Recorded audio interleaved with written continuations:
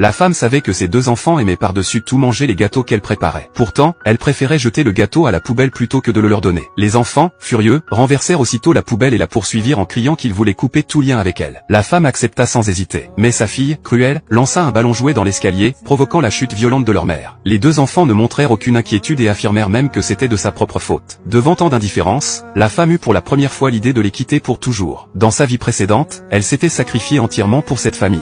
Son mari, pourtant, n'avait jamais aimé qu'une seule femme, son premier amour. Elle n'était à ses yeux qu'une épouse de convenance. Ses enfants, manipulés par cette rivale, rejetaient systématiquement tous les plats qu'elle préparait, aussi délicieux fussent-ils, et réclamaient sans cesse que le premier amour de leur père devienne leur véritable mère. Elle croyait que ses efforts finiraient un jour par attendrir son mari et ses enfants. Mais, le jour de son anniversaire, quand elle appela son mari pour lui demander de rentrer, elle apprit qu'il était parti en voyage à l'étranger avec leurs enfants et avec son premier amour. Dévastée, elle fut aussitôt frappée par un lustre qui se détacha du plafond et s'écrasa sur sa tête. Dans son ultime souffrance, elle jura que si elle avait une seconde chance, elle quitterait immédiatement ces gens sans cœur. Et, l'instant d'après, elle se retrouva, revenue à la vie. Sans perdre de temps, elle prit les papiers du divorce et alla les présenter à la rivale de toujours, en affirmant que les deux enfants lui appartiendraient désormais. La première amante, ravie, appela aussitôt l'homme qu'elle convoitait depuis toujours. Celui-ci arriva rapidement au restaurant avec les enfants et même un gâteau, son dessert préféré. Convaincu par le mensonge de son ancien amour qui prétendait avoir besoin d'argent pour une villa, il signa les papiers sans hésiter. Les enfants se blottirent contre cette femme et déclarèrent vouloir vivre avec elle. En voyant cela, le cœur de l'épouse fut transpercé.